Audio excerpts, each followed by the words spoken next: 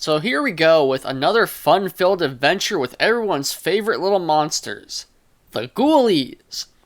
But before we give anybody's hopes up, I find it only fair to be blunt and transparent with everyone watching. Unfortunately, this will be the last ride we take with our little demonic friends. Sure, there's technically a Ghoulies 4, but calling that film a sequel to Ghoulies is like calling Troll 2, well, a sequel to Troll. The best way I can sum up this third entry is it's basically Gremlins meets Porky's. Or even American Pie, I suppose, if you're a millennial like me. So yeah, this film is pure camp, basically. I mean, slapstick humor and gratuitous nudity from start to finish. Not that that's necessarily a bad thing. I mean, as silly as this film is, it's definitely a lot of fun. So if Ghoulies 2 is more or less the Evil Dead 2 of the Ghoulies franchise, then Ghoulies 3 is easily the Army of Darkness. Also, the Ghoulies can now apparently talk and speak in complete sentences even, versus just grunt and growl and occasionally mutter a word or two here and there. Oh, and they also love to make puns and Three Stooges gags. Only, not quite as funny, but hey, I appreciate the attempt. It's a, interesting direction to go in, even for this franchise. It's worth mentioning that while Ghoulies 1 and 2 were released and distributed through Charles Band's Empire Pictures, which was, more or less the predecessor to the even more successful Full Moon Pictures. Now, I know it may come off as a bit of a shock that Band would end up selling the rights to the Ghoulies franchise, especially after the first two films managed to be surprisingly successful, considering their limited budgets. But that's exactly what happened. This time, Vestron Video would take over. This third entry would be released in 1991 and features an insane amount of celebrity cameos, from actors who were quite famous at the time, and even some famous actors from now before they got famous. So we have Kevin McCarthy playing the old crotchety professor. You guys may remember him from Joe Dante's Piranha, and a few other films from around that time. We also have everyone's favorite Jason Voorhees, Kane Hodder, in another fun role, and Matthew Lillard? Yep, that's him alright. God, he looks like such a baby here. And John Carl Buechler is directing this time around. Let's go! Speaking of Evil Dead, this movie opens up right away with some very janky camera work, extremely reminiscent of Sam Raimi. The movie opens up with a flashback to the Glazer campus from 21 years ago.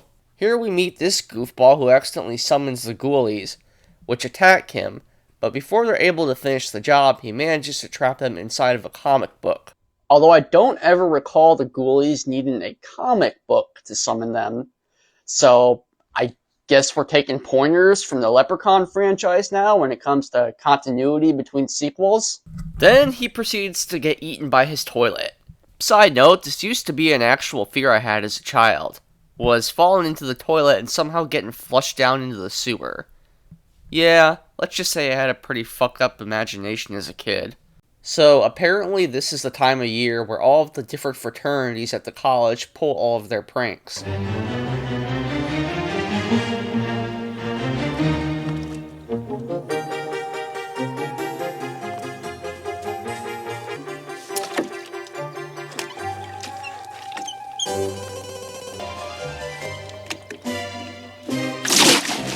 Oh shit.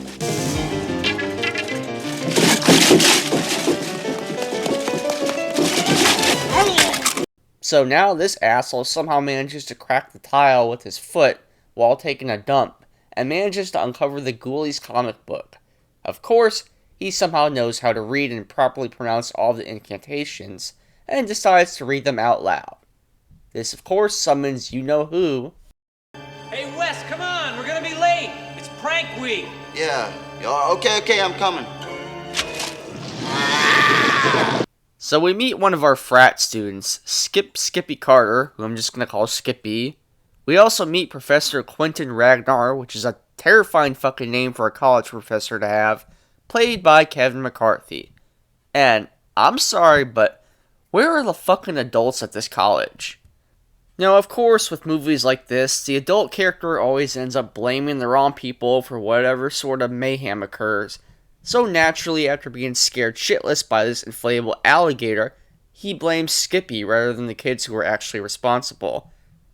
Also, we get to see that Skippy really does have his priorities in line, as he stands up his date Erin in order to partake in Prank Week, twice in a row I might add.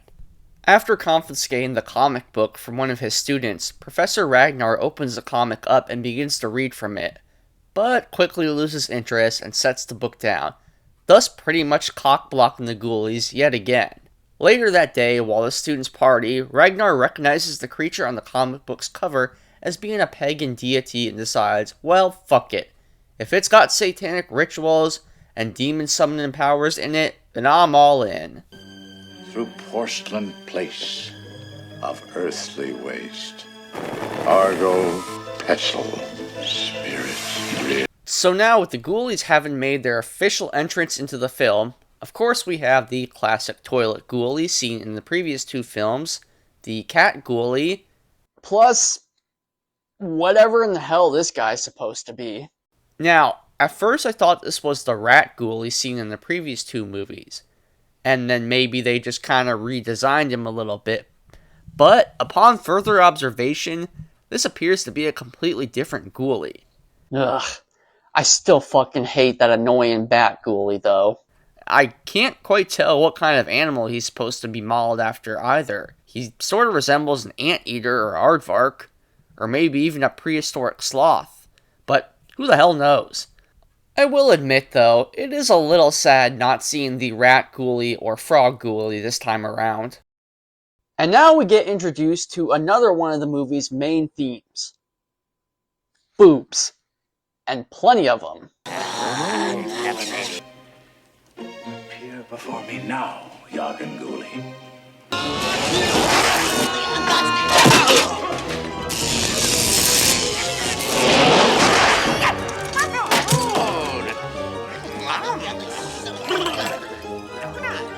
Thanks, pal. Great timing. Yeah, what'd you do to the bodacious babe? You gonna eat Claire's in here? Get me out of here. What a night. Mother of mercy, what have I done? Get away from me! And now we get into Porky's / American Pie territory, where we see the ghoulies peeping in on these two, right as they're about to get freaky.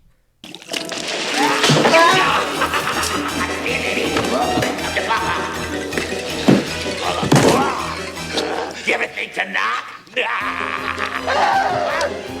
And I guess the comic book gives Ragnar some level of control over the ghoulies, as he's able to just simply kick them out of his office.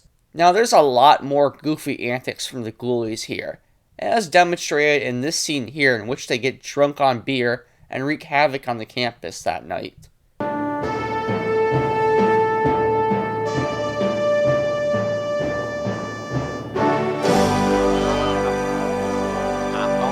I'm gonna open up one. Open sesame.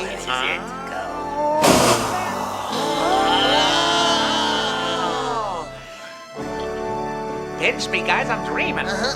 Skip and his friends Mook here are caught by the campus security guard, but the ghoulies sabotage his golf cart, which electrocutes the poor bastard. You gotta remember that one, Mook. Wow. Don't push me, boys. Oh. Or I'll get ugly.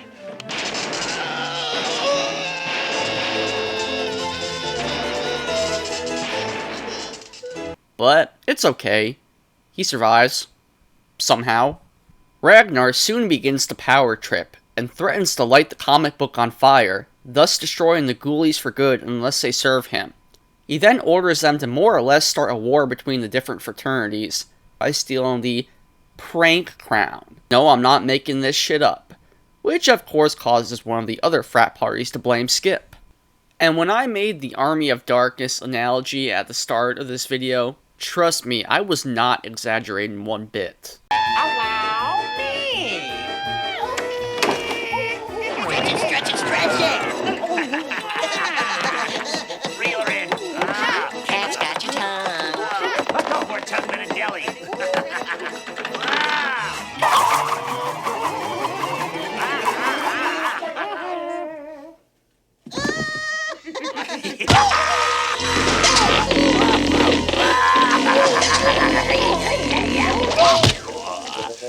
Teeny cut. Next, Ragnar orders the ghoulies to kill Skippy.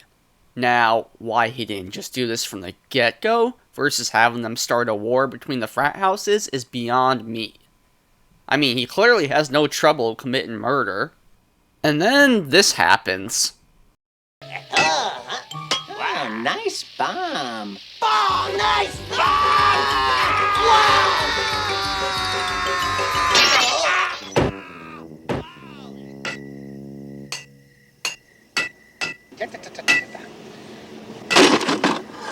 No, it's a bomb.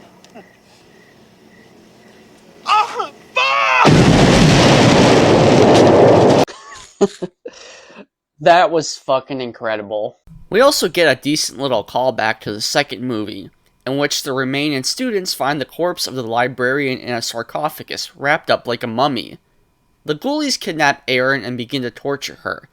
And I know I say this a lot, but believe me, this is where the film starts to get really weird and just completely goes off the fucking rails. So Skip pulls out a squirt gun and sprays the ghoulies with it, which for some reason causes them all to melt together. Then a fight breaks out between Ragnar and Skippy, who manages to apprehend the comic book, and then orders the evil little goblins to attack Ragnar. The ghoulies gladly comply.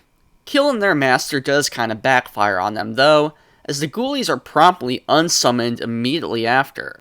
So Ragnar is reduced to a puddle of goo. But the movie again pulls an Evil Dead, and we see a demonic hand emerge from Ragnar's deceased corpse. Now the movie decides it's done copying Evil Dead, and decides to pull a John Carpenter's The Thing. We see a giant-ass ghoulie which apparently was formed from both Ragnar and the three smaller ghoulies merged together. But first, Skip has something to say. I am staying in college. Yeah, you tell him, Skip. Well, spraying them with water may not have worked, but this isn't anything that a good old flush can't fix.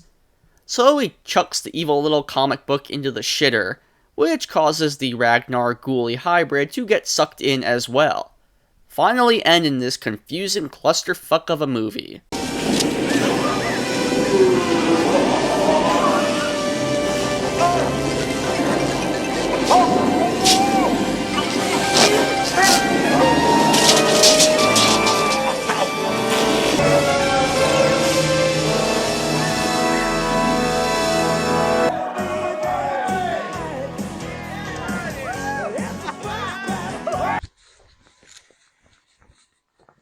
But wait! It would appear that something has survived!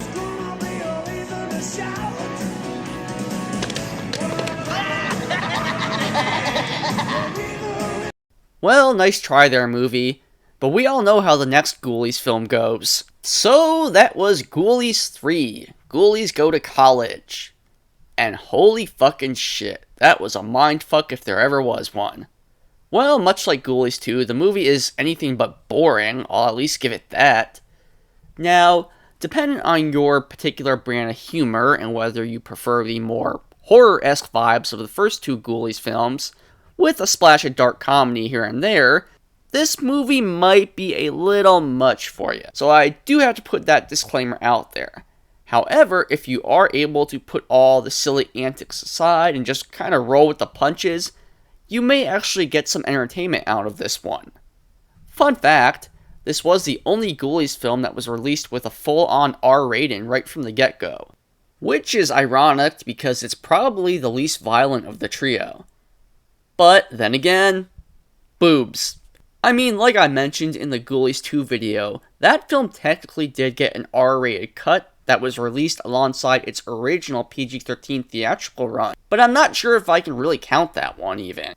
At the end of the day anyway, Ghoulies 3 is an interesting mix of genres, and make no mistake, it's still not a good film by any stretch of the imagination, but it does make for a fun time. Anyway, movie buffers, that's a wrap on this episode. As always, thank you guys for watching. Don't forget to like, comment, subscribe so you don't miss out on any more fun here on the Movie Buffer. Drop a comment down below. Let me know, what's your favorite ghoulie? Anyway, until then, this has been Mark, aka the Movie Buffer. Ciao for now, everyone.